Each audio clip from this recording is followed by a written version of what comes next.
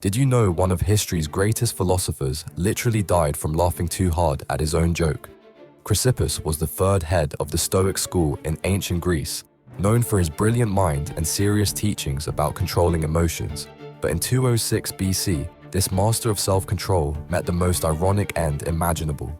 He was sitting in his garden when he spotted a donkey eating his precious figs.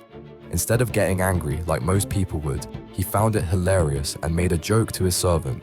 "Give that donkey some wine to wash down my figs," he said, bursting into uncontrollable laughter. He thought his own wit was so funny that he couldn't stop laughing, and he literally laughed himself to death on the spot. Even the Stoics, who preached emotional control, weren't immune to life's ultimate irony. Modern science confirms that extreme laughter can actually cause fatal heart complications. His death became legendary, proving that even in philosophy, joy can be the most powerful force of all.